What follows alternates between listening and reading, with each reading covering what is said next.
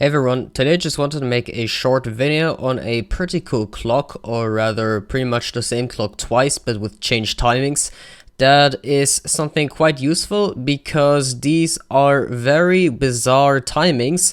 So this is a 6 game tick clock or a 3 redstone tick clock, and this is a 10 game tick clock or a 5 redstone tick clock. And both of those would usually be done by having a repeater loop, and that is kind of annoying because you need sticky pistons and whatnot. Contrary to this is quite simple, and yeah, it is really convenient. So first let's take a look at the 6 game tick clock. The 6 game tick clock is like this, and this is the same speed as an observer clock. An observer clock should be 6 game ticks, but sometimes it can speed up to 4 game ticks, and well, it is just a little inconsistent, and that's why it is much preferable to use this over the observer clock. Now you're probably wondering, what is this useful for? Because this is definitely not max piston speed. This is too fast for a piston, and well, it will end up slowing down the piston.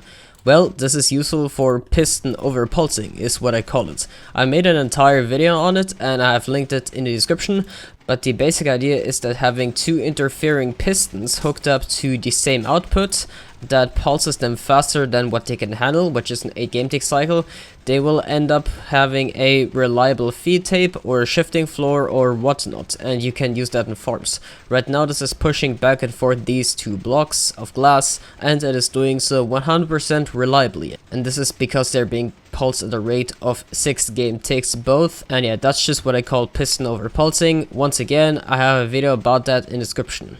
Now let me just explain why this clock works the way it does. So the main component would be that we have a simple 8 game tick clock. So 8 game tick is the maximum that a piston can handle.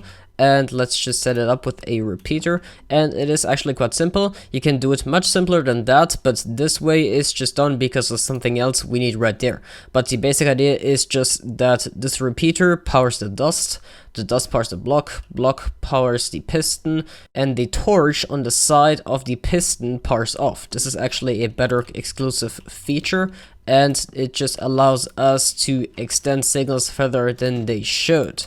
And yeah, so basically it just creates a loop, and this is an 8 game tick clock, and this is what allows pistons to work at maximum speed. However, what is done here to turn it from an 8 game tick into a 6 game tick clock is that we add dust down here. Because of the aforementioned feature that we can have torches on the sides of pistons and they get powered further than they should, we can have a loop down here. Well, the loop is not really the part that matters, but if you take it out and leave it as its own circuit, it will end up creating a torch burnout, or well, a really fast loop. The important part here is that it shortens the cycle time of the clock by 2 game ticks or 1 redstone tick.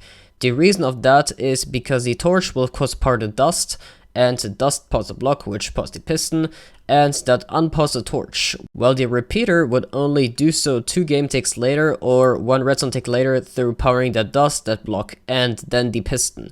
And that essentially creates a 6 game tick clock, and that is quite useful. We have the exact same here, and this is our 10 game tick clock.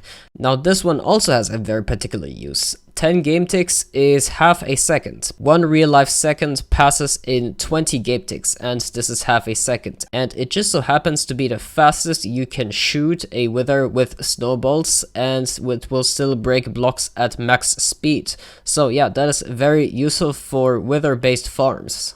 Such as this. This is a basalt farm that I'm working on, and it is not quite done yet. I have some optimizations yet to do to reduce loss, but this does indeed make use of the 10 game tick clock that I mentioned before. And well, we just shoot the wither that way, and we also sync that to breaking the blocks. So as you can see, it will push blocks every 10 game ticks, and all of that gets pushed down there, and yeah, that's pretty great. Everything ends up here. And like I said, it's a work in progress. So right now it is already pretty crazy fast, but I am looking to eliminate some loss from items being stuck right here. But that is not the main point of this farm, and I will probably make another video on that later, especially since I plan to build this on exploit. But this is a pretty good demonstration of what the 10 game tick clock is capable of. So in conclusion, this 6 and 10 game tick clock design is much easier to build than this repeater loop, which I actually really hate because, well, just look at it, it's awful. I really don't like it. And I suppose the observer clock too, which can just randomly speed up depending on what's happening in chunk, and you don't really want that. So if you want to build it, it's actually really simple. You just need a lever, a repeater, torch, piston, some dust, some blocks, and obsidian. The obsidian is even optional, it's just if you don't like the piston noise. So you really just need to build something like this, then have a piston facing right here, place obsidian in front if you want to, then you just have a torch, one more block, dust, repeater, you place the lever, power it, have the dust, and the block on top. Then you have your 6 game tick clock, and if you want it on 10 game ticks, there you go. And yeah, this is a pretty cool clock design in my opinion.